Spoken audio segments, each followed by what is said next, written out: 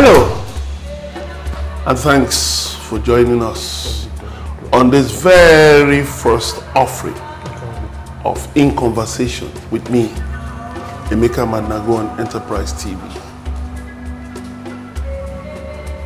My guest today is a cerebral Nigerian lawyer and activist, one whose close friends call a seeker of the unknown, but nonetheless a philosopher of his own kind. In his quest to seek out a better world, he has deployed the art of writing as a potent weapon for social change. His novel, The Gathering of the Tribes, is more than a riveting mirror on the contradictions that have kept his country from reaching for the stars more than 60 years after independence. Now, certainly not a new face on the screen, but it's our delight to have Evans Ufeli on the program.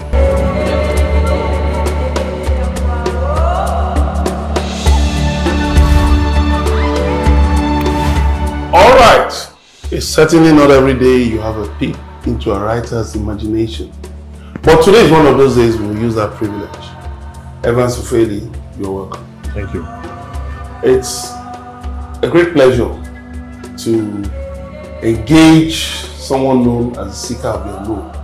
What exactly would make a lawyer to seek the unknown? Because it's believed that lawyers know so much about what so many of us don't know. Yes, I got that appellation or that name from friends who had asked questions all through my days in school. In the University of Jos, I was full of questions. I had little answers. So they christened me the seeker of the unknown, because even when I find people with the answers are never enough. So it looks like the world keep pouring questions at me. And what I do is to take those questions out there, looking for or seeking for those who can find what I should know. And some of those questions actually don't have answers. Just like William Wordsworth, when Wordsworth wrote this poem, "The world is too much with us. Getting and spending will lay waste our powers. Little we see in nature that stars." The mind the imagination keeps boiling. So that quest for knowledge, which leads to inquiries. I was stuck in that, and you know what? Just like a conference, an unscripted conference, my friends just came together and said, "You know what? You are the seeker of the unknown."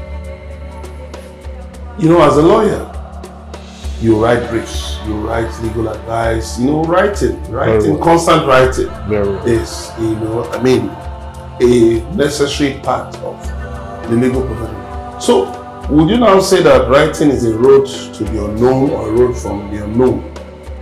Both. Writing could be a road from the known to the unknown, or from the unknown to the known. Because when you put your imagination to work, you generate energy, what they call the cosmic administration of the universe. And the energy you generate there is what births the answers to what you seek. And for that of law, as against that of literary writing, is that the laws are codified. So you search for them, you go for the statute, you go for all the materials, the arts, and all that. You know where you can go for them, the case laws, the judicial precedents. You can always enmesh yourself with, the repository of what we have in the legal place. But for literary writing, society is posing questions at your mind. Your imagination is generating. There are answers and more questions.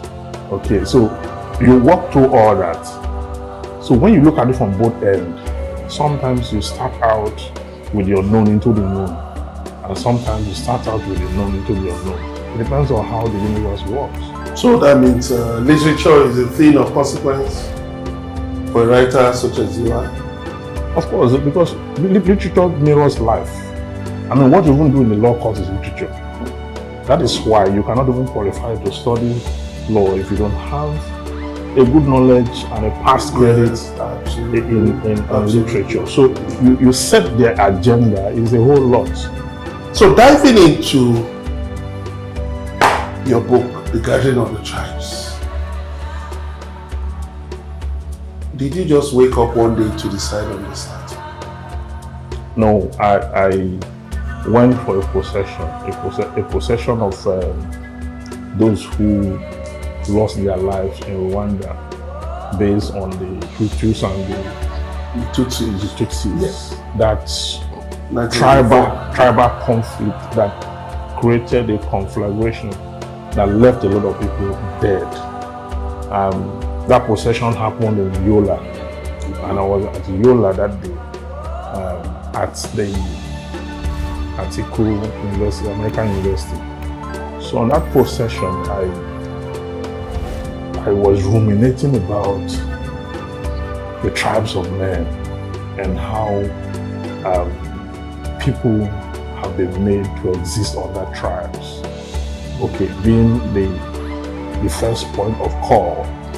You know, before colonial inquest and the original civilization of man had its roots in tribes. Tribes, yes. Okay, before, colonialism came, the Berlin Conference happened, colonialism came, then Africa was balkanized, and the Europeans came, and the Britons came to Africa. Then, what we discovered thereafter was they recreated this space, okay? They recreated it and created something different for us and asked us to come out from our tribes and embrace a bigger dream, a vision, okay, which they call nationhood, countryhood.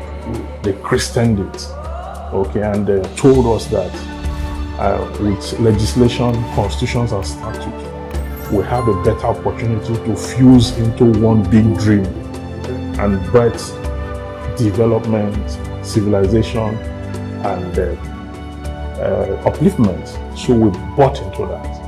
Okay, it was when that failed that people started running back to their tribes. To their tribes. Yeah, because once country fails, people recline to their tribe because the tribe is a natural enemy of the state.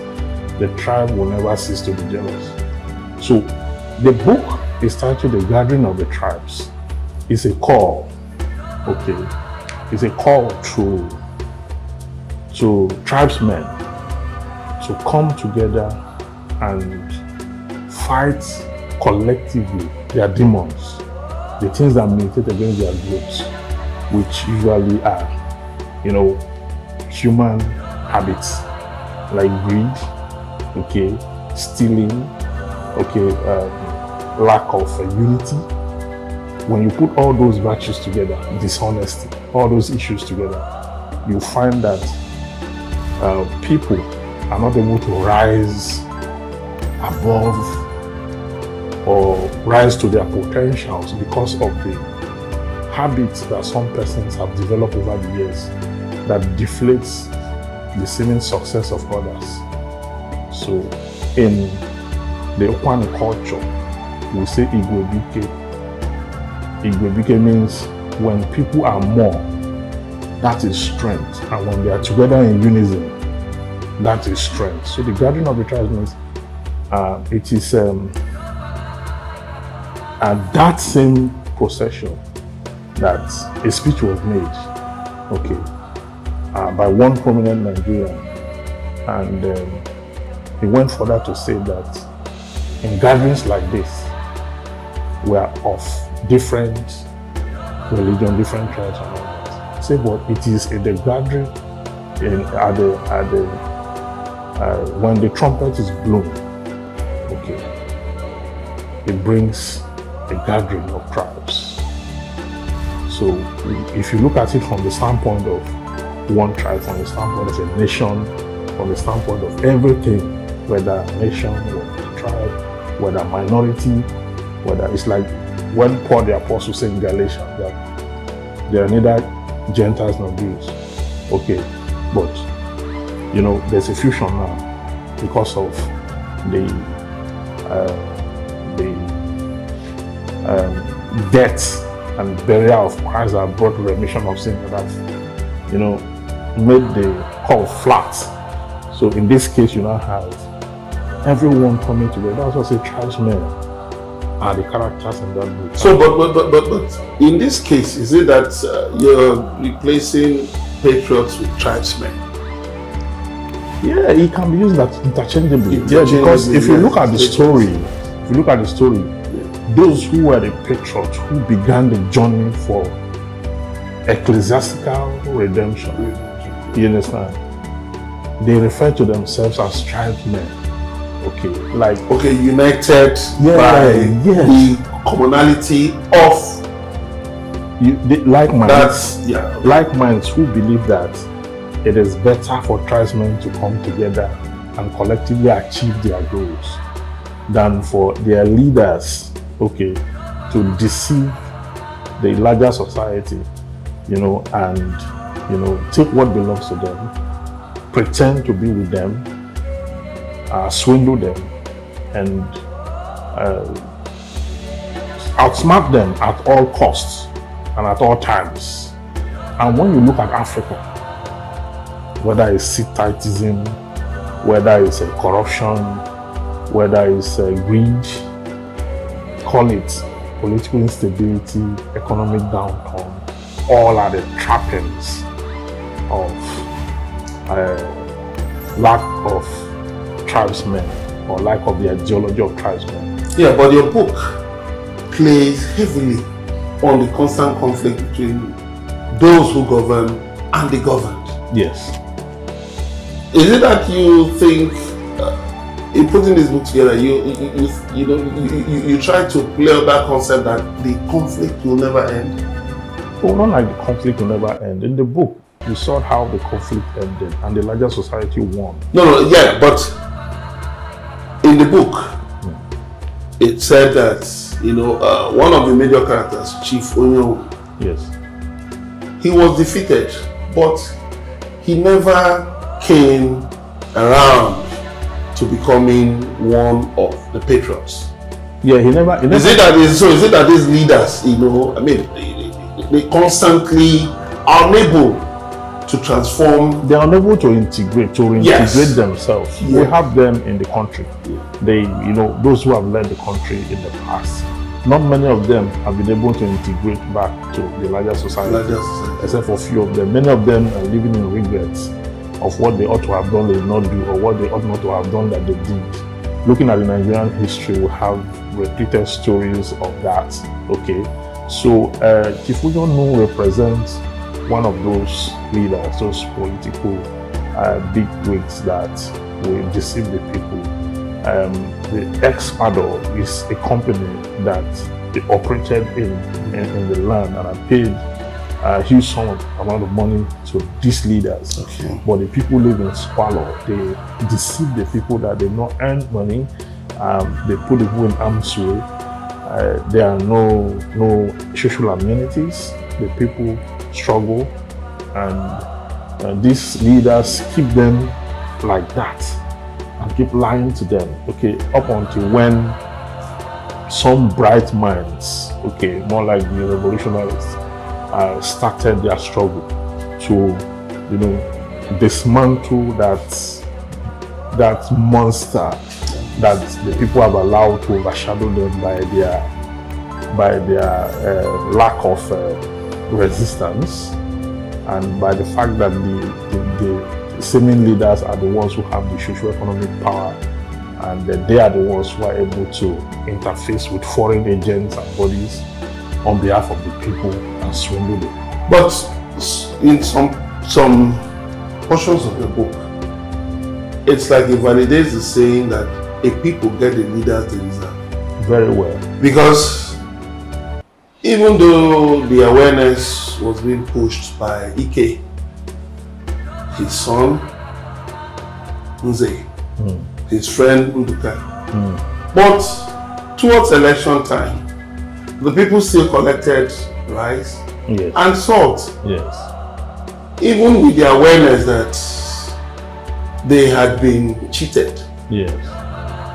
for a long time. Yes. So where What do you think is responsible for this seeming conflict of values? Yeah, you see, the people will always be the people. You understand? As a leader, if you're not conscious of the people and their construct, their understanding of things and how things they shouldn't do, things they should forbid that you find them doing, if you are not careful, you will run out of sanity. It's part of the reason why some biblical characters didn't make it to the promised land, because the people have to frustrate them to a point where they are not able to do the right thing. And if you look at that, even though they have made up their minds, okay, that they are all going to go from there, okay, but they find the persons who have also made this resolve, okay, they find it difficult to resist the seduction of survival. They all caved in and collected, okay, gratification, collected a lot of things, and when they collected this thing and defiled themselves, they still came out to perform their civic responsibility. You understand? But it's not a proud one. But you know, the Guardian of the Tribes is fiction based on fact. You know, you have fiction based on fact, and you can have pure fiction, you have quasi-fiction. This one is based on fact. Yes, so I was going to come to that. It's more of a symbolism. The book speaks to Africa, it speaks to Nigeria, it speaks to a lot of countries where you find endemic corruption, malpractice, malfeasance, and all that. So you find it resonates. So I am writing from Africa. I am daily and constantly in contact with what I'm writing. I'm not writing from my head, I'm writing from my feelings, from my skin. It is about our state of affairs. It's about our condition, unfortunately so. Okay. And in the book, I provided an answer to the problem. If you read the book carefully, you see how Amaka dealt with insurgents. Okay, he comes across. But that was sort of brutal. Yeah, it was brutal because Amaka was a victim of rape. Okay, from these same people, and he clandestinely, surreptitiously designed her revenge. And walked into the night. Yes. He walked into the night, disappeared, got to a location, disguised, changed into something else, and began a trade from where she gathered momentum, and carried out one of the bloodiest attacks you ever find in any fiction material. And that weakened the forces that the leaders wanted to use for the election. Because the insurgents there were the ones whom the leaders were interfacing with and had deployed all materials they need. But on the day they are going to carry out that attack, the timeline they're going to carry out that attack, Amaka struck. And the chances of Nze increased. Because they would have destroyed the process and turn it around. But taking the book back to the beginning, you raised the issue of trust on page 20, where you said it's her communal existence that lays the foundation of trust, such that today, when the politicians cheat and do their resources, nobody believes it or challenges them. So whose duty is it to build that trust? If the people are comfortable, like in the case of Agnese, if the people are comfortable with their everyday existence, even though they can see clearly that the politicians are lying to them, the politicians are having a jolly time, while they are wallowing in it. So whose responsibility is it to build that trust? Every society has three classes of persons. One class is the ones that they are not happy with the status quo, they are not happy with the system, but they don't know how to challenge it. The second class, they are not happy with the system and they know what to do to challenge their few. They are the educated, middle class, sub-middle class. Then there's another class, the third class, that are happy with the condition the country is because it feeds their greed and it feeds their profligacy. That is how the Nigerian state is too. The lowest cadre, protectorates, are not happy with the way they are led, but they don't have the intellectual, socio-economic capacity and power to question the status quo.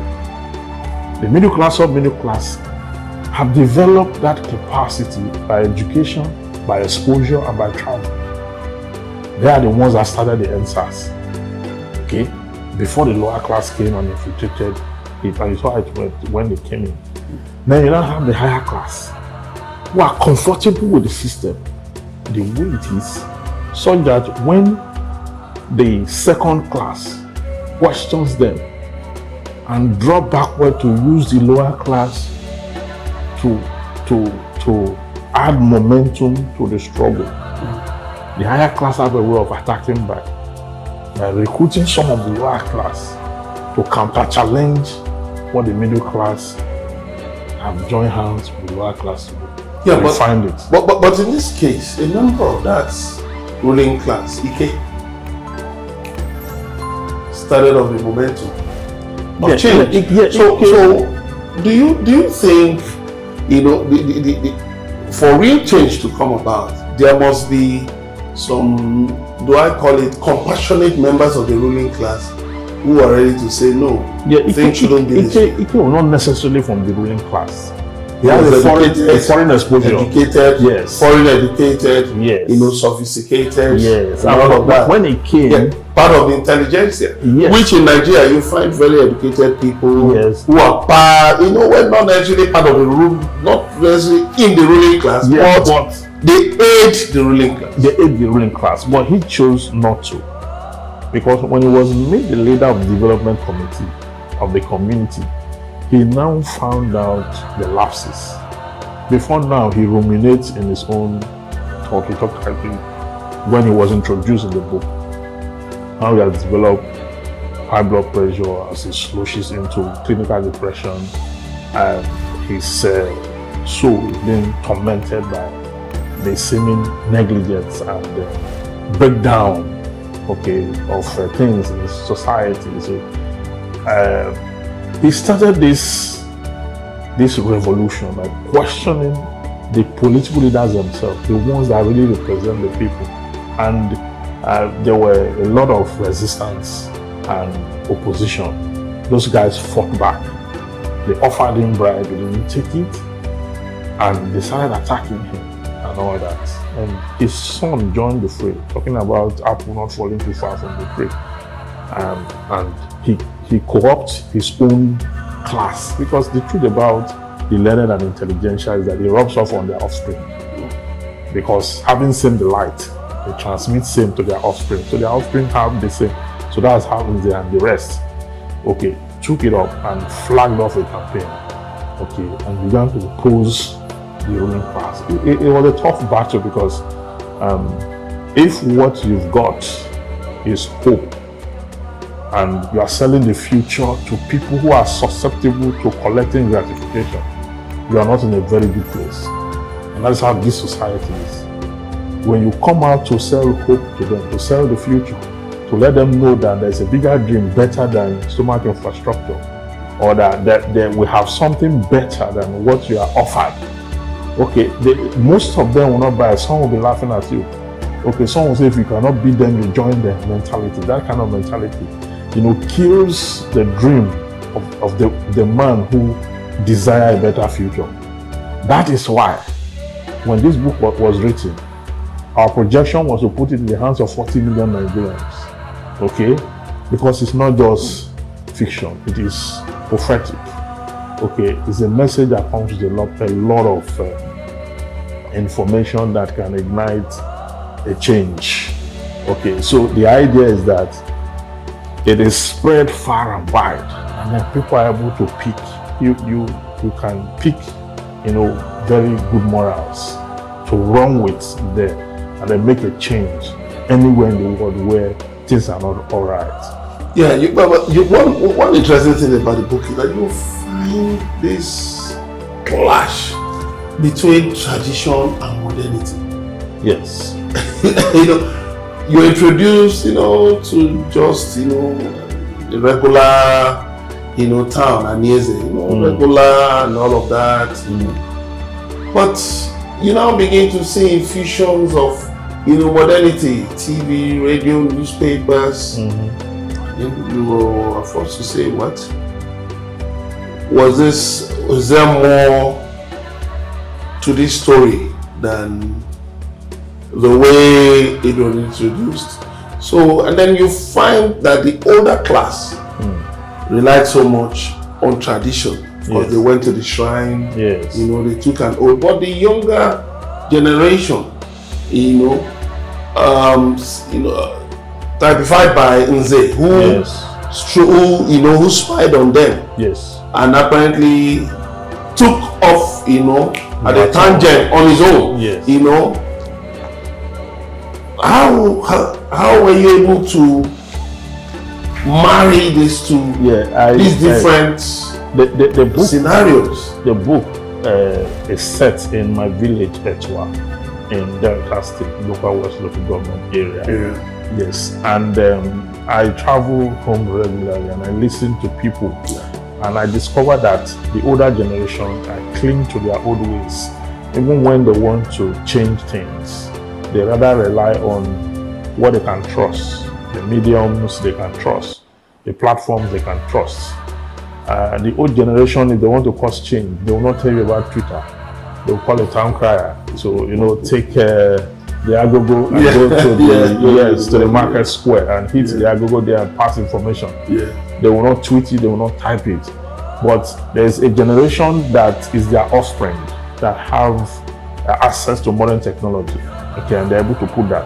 And in the place of the clash of culture you talk about, I introduced the masquerade, the Kwacha festival, and all the festivals. The people had their regular way of life. The farm produce, their sojourn, all their kind of and all that. Their productivity. But the place where cultural clash was, I introduced what they call the Umumo. Umumo in English means the children of spirits.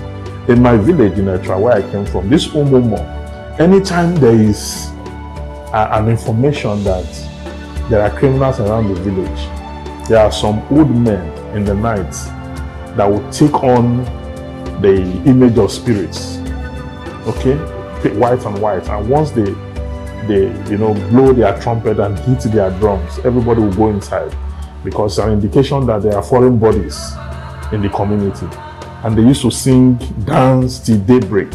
You understand? So one day, these Umumo people had their activity. That night was the night that Puze died. Puze died that night. So when Puze died that night, the police came the next day and said, when they were investigating what has happened, they got to a point where they were informed that the Umumo came out overnight. They now said, what they will do is that they have to arrest all the Umumo. So, but the community now told them that they are spirits. You can't arrest spirits. So they kept on saying they are going to arrest spirits. The community said, no, you can't do that. Spirits cannot be arrested. So you find the Western culture, which is a type of the police, and the Etwa culture, which is a type of the spirits, clashing. Just like in Eleshioba's, in Wole Soyinka's Death and the King's Horseman, where they had to put someone to death. The Eleshioba has to die after the king died on a particular day, and that particular day was supposed to take his life. Before then, the white men arrested him and put him in prison as barbaric to commit suicide. It was a long-standing tradition. So that's the clash I brought there. And to look at the fact that even when people are oppressed, it does not stop them from going to their farms, going to the streams and all that. Even when they are shortchanged, they carry on up until they find the Messiah. Sometimes the Messiah never comes. So that is exactly what that. So Nze and his cohort were the ones who actually championed the cause of change. So do you think the Nigerian diaspora has done its bit well enough, to weigh in on the situation in the country like Ike? Yeah, the Nigerian diaspora, to be fair to them, they are very conscious of what is going on back home. Very conscious. I travel a lot to the US, to the UK, I've seen how conscious they are. They don't even watch the foreign media. They don't follow the foreign media that much. It's the Nigerian media, they want to know at every point. And if you look at their intervention, because of the kind of government we have, their intervention in terms of diaspora remittance, I mean, kudos to them. Yes. Kudos to Nigerians in diaspora. It's a pure case of a man who has traveled and took home along with him. Many families today subsist because of diaspora remittance. Okay, so that's well, they can do more. They can do more by, doing the NSAS. They also assist in funding activities going on. Okay, but just as unfortunate that they cannot vote from where they are. And this conversation is ongoing that if they contribute this much economically and the government recognizes it, and if they have a huge influence on back home here, why would you not open the way for them to exercise their franchise wherever they are in the world? So I believe we'll get to that point. Okay, I think some time ago they opened the JAMB exam to Nigerians diaspora. They can then write JAMB from wherever they are. Okay, we'll get to that point too. Some time ago, it was not possible to write JAMB from diaspora, but today you can do that. So we will get there, and I think that the more Nigerians yearn that they want to live and eventually leave the shores of this country, there's that Nigerian, that thing that always prick them to keep home, and they've done that. They will do more if they have more privileges. They will do more if we inculcate them more in what we do here. They will do more, they will fund, they will come out, some of them will return. Those that want to return will return, and they will join us in the struggle to make Nigeria a better place. I have seen that happen, okay? Ike is one of those who was in the diaspora before he returned. All his influences were foreign influences that made him dissatisfied with the condition of things. And from him, the dream, began, and the son took it over, called his friends, like minds, and before you know it, they defied the odds and took over. So, and the community became better off as a result of their intervention. Every society, you don't need the whole number of people to change things. You need a few persons who will start the change, and others will take it on. And that is how society changes. So do you think modernity should necessarily take over tradition? Because you found that constant, clash between modernity and, tradition. And you found out that Chief Onyong tried to play on that, when he was telling GBK, we need to investigate your roots, we need to really be sure where you came from. The fact that you have been abroad doesn't mean you know better than us, and all of that. And even the killing of the priest. Yes. The killing of the priest was like, this, was an agent of something imposed on us from outside. Yes. So, do you think it has come to a point where tradition should gradually give way to modernity? No, modernity has its place and tradition has its place. Okay. In countries where they have tried to take down tradition, they have run into problems. Okay. There are countries today where to get married is about just 10 minutes. And to get divorced is about 20 minutes. So in those countries, they have repressed tradition to a point where modernity has become another monster. They've created another monster trying to repress tradition. So I think tradition should have its place. Tradition like the Umumo, the Yam Festival, okay, the masquerade and the socio-cultural display of culture and the ambience of society that add color to living, that that is, that give us that ambience of peace. We should retain those. The ones that are barbaric, that have not passed through the validity test and the repugnancy test, should give way. Those ones that are, that have some sprinkles of cannibalism and, things, inexplicable, immoral things that we cannot fully explain, should give way. But the ones that have the semblance of, the condition of peace, the underlying factor there's peace. The human condition must not be eroded by human practices. So those ones can subsist.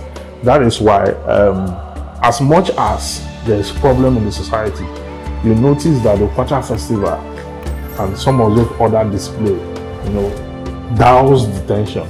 People were able to relax despite their problem. Okay, if a society is skewed in a way that they wake up to problem every day, and problem is the only thing they talk about, eat, drink, one day people will wake up and discover that there will be no more human beings in that society, because everybody would have been forced into extinction. Yeah, there was that realization by Nze when he and one of his friends stayed away. Yes. For one of the festivals. Yes. So was it like that youthful? Yeah, impression that why are we always just so happy-go-lucky people? Yeah. That we ought to spend more time, Yes, they thinking stayed about back. our condition. They stayed back and strategized on how they are going to start up their revolutionary move, and they did it so well that before the adherents of the festival, before they returned, they had consolidated, on what to do. And they had even gone ahead to, create avenues for which they are going to apply all they have to do in society. So they were able to defeat the bad guys, and they were able to defeat the leaders who are cheating them and all that based on that strategy. So wherever you want to change the course of humanity, it comes with thinking, it comes with plan, it comes with a lot of, putting together a strategy to have it done. That is exactly what that symbolizes. Yeah, so what's unique about the treatment of this conflict? Because you find African writers, they deal with this thing regular basis, this conflicts. What's unique about your own treatment? Yeah, you cannot, the essence of literary discussion is conflict. Conflict is what sustains. I mean, if you read a book and at the 5th chapter of the book, conflict has not arisen, and that means that is not a book, because life is about conflict. Okay, from one conflict to the other, when you come out victorious, you celebrate your victory. When you have lacerations and injuries, you nurse your wound. More like profit and loss, then you kick on. So you see, conflict arose the moment Ike was appointed the chairman of the development committee. Then his eyes opened. Before that time, he had been thinking, ruminating on his misfortune. Why he's placed like this? He got closer to power and he saw it. And the politicians thought they could buy him over easily. They made attempts to do so. So that conflict rose, rub off on his children, and two of his, Amaka and Nze, were master strategists. If you look at it, they are the ones who really killed the war. Okay, the conflict rose to the point where he was arrested, incarcerated. They went to court. He was represented in court, and so many issues. The society began to taste real tragedy. Okay, it boiled up to the point where we got to what they call climax. And from the climax, we saw how insurgency and the rest of them were decimated. So the strongholds on society left uneasy, and the entrenchment of peace and tranquility took over the day when the bad guys had been displaced. Okay, so you said earlier that you want this book in the hands of 40 million Nigerians. Yes. That's quite a big target. How do you intend to achieve that? That's one. And then secondly, in that 40 million Nigerians, who is your primary target? The primary target actually the youths and between the ages of those between the ages of 18 to 45. That bracket will have over 120 million people in Nigeria, and 40 million will be like a fraction of it, because not everyone can assimilate at the frequency, and not everyone is actually needed for the change, the coming change, okay, the intellectual change, and that change that will reflect on our behavior. If you look at Nze, look at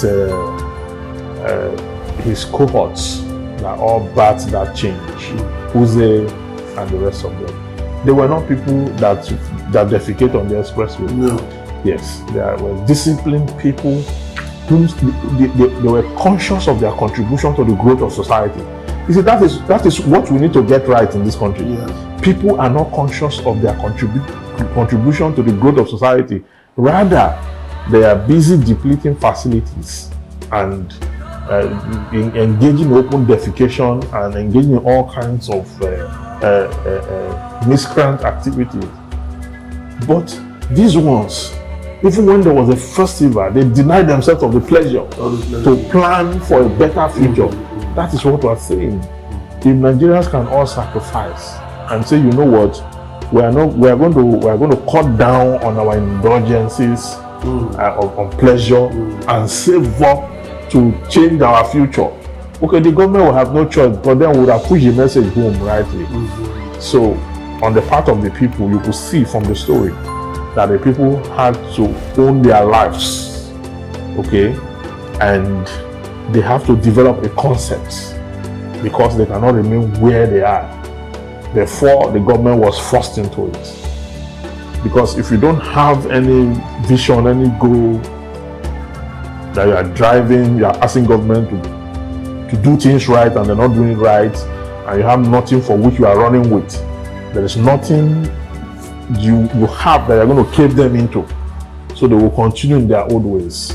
Yeah, so speaking of climax, the way you move the book from climax to denouement, let me just read the last two paragraphs. Say, Nduka, standing beside him, also remembered Uze and all the struggles they had to go through to get here. Now the last line says, this is just the beginning. And Nyeze Etua is on a path to revealing to the world the gem she really is. Why was that? And then a quick follow-up. Are we expecting a sequel to this? Yeah, I have other matters. This is actually a complete standalone. Yes. But I have written 3 others, unpublished, completed, edited, 3 others. Okay, but I'm waiting for the right time to have them published. It's not easy to publish in Nigeria. You spend a lot of money to publish, and then piracy. Yes, piracy kicks in. Then you supply to the bookshops. Sometimes they are not delivering. Just this afternoon, I was talking to one of my agents. He said he went to meet one of the booksellers. The old man told him that he wants to come and see me. My agent said, "No, where are the books?" He said, "Water has touched some." I said, "He has sold it and he has spent the money." He said, "No, he's coming to see me because we are from the same village." I said, "He should come with the books or the money." So the same problem we're talking about. People should be disciplined. Society should be disciplined. Apart from the fact that it's on Amazon and it's used in many countries, many universities across. It's read in many universities. 9 languages. It's in 9 languages, including the Chinese language. So people can go to Amazon and all that. It's also in the bookshops across Nigeria, not so much in the US or the UK, but we'll get them across. It was in bookshops in the US and the UK when it newly came out, when I published it newly and sold out.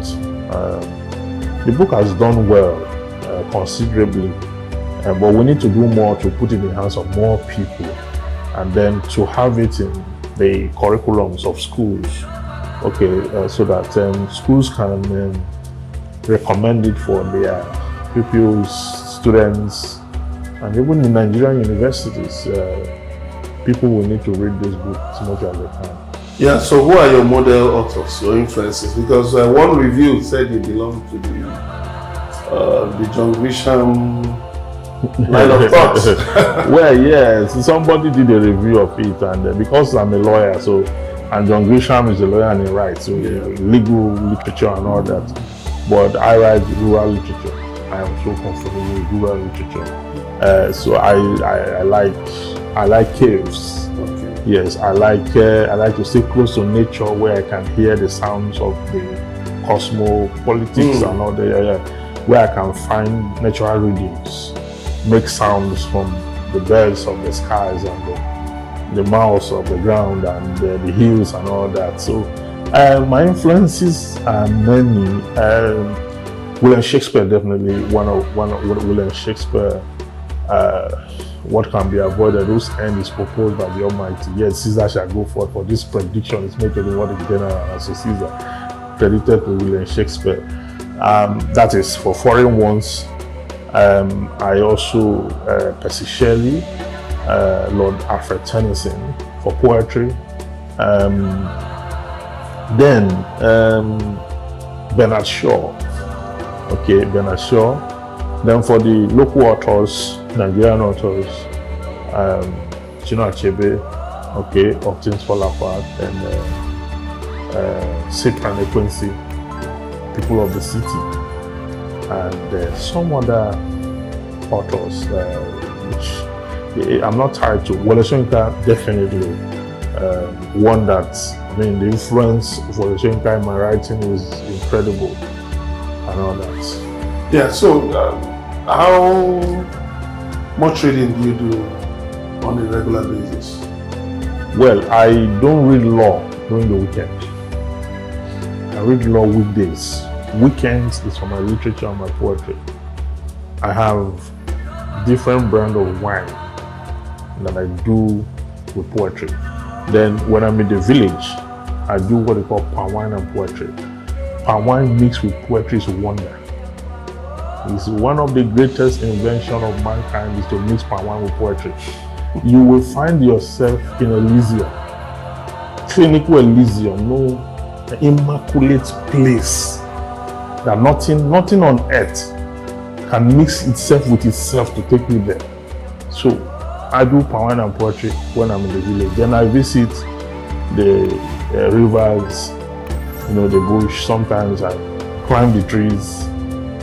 Like I was telling one of the producers that I need to go and shoot some poetries in the bush, in the stream, where I will jump like monkeys from one tree to the other, and I'll be reciting and chanting my poems and the lines.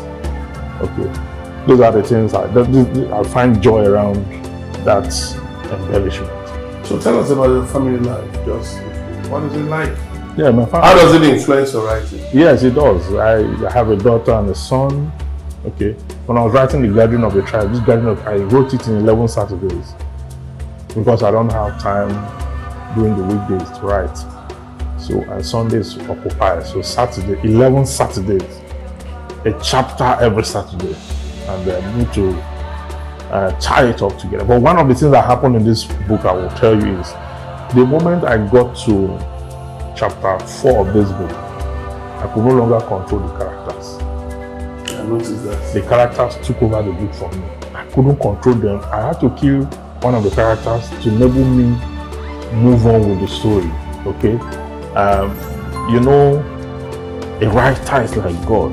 You sit down and you evaluate how your characters are doing. You hear them talk to you while you are writing.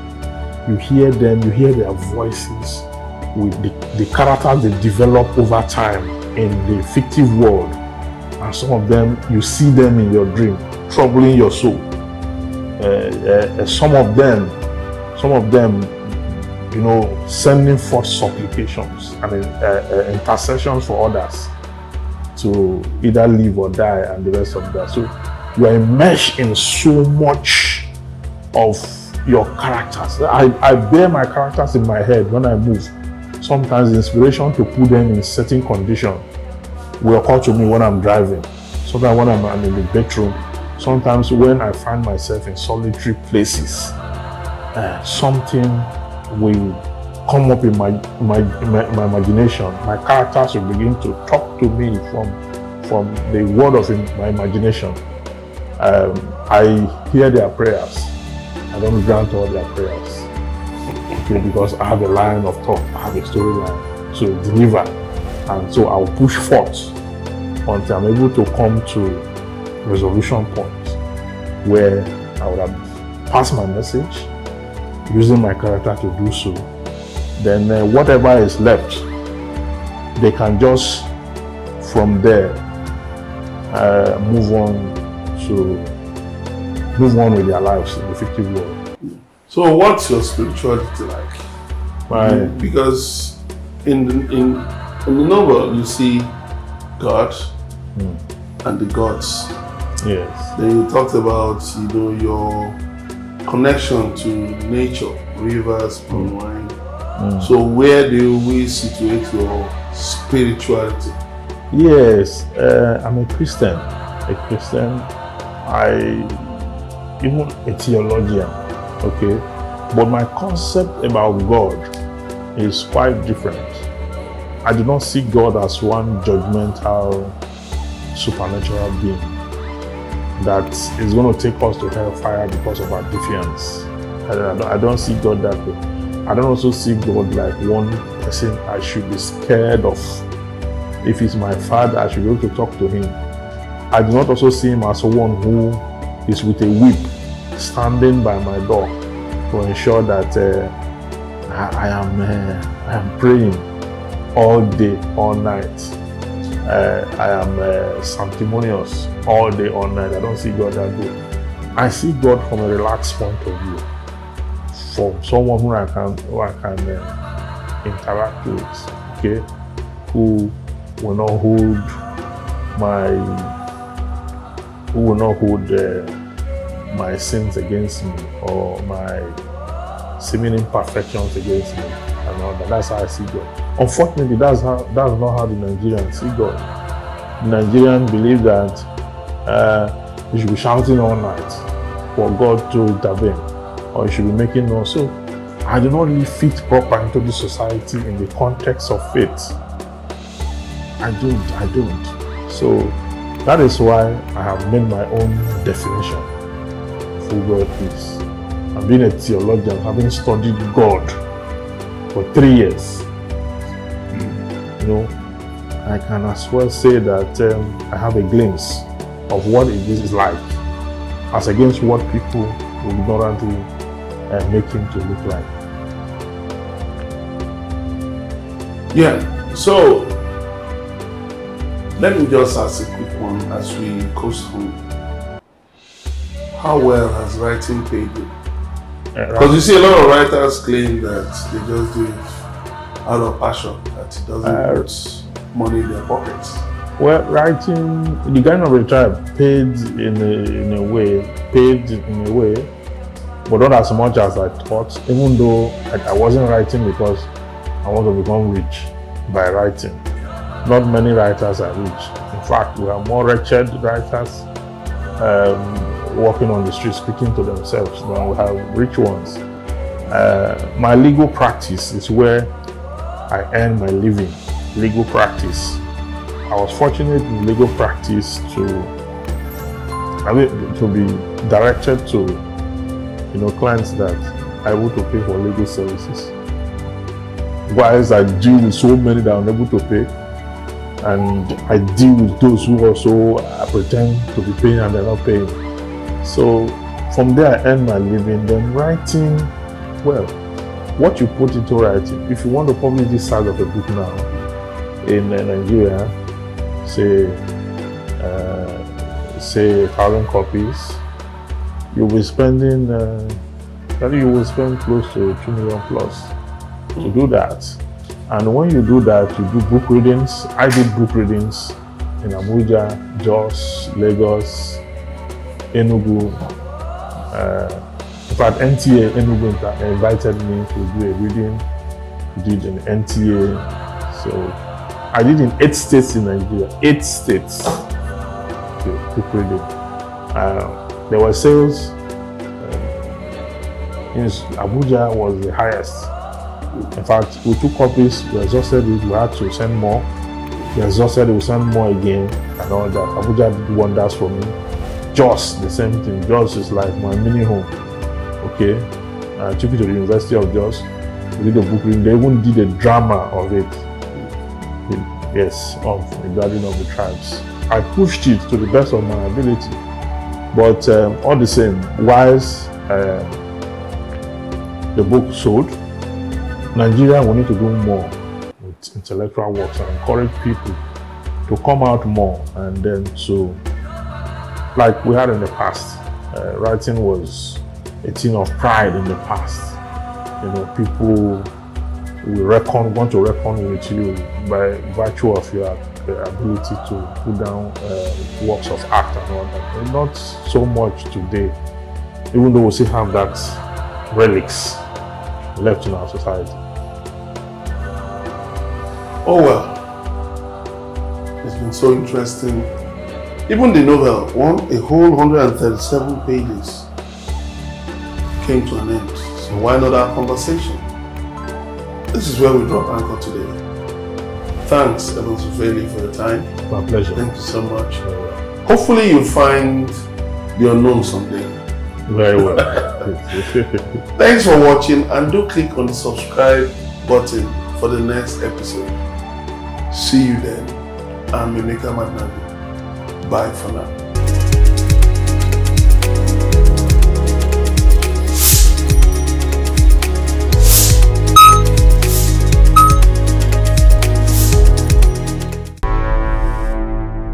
Enterprise TV, a tradition of truth.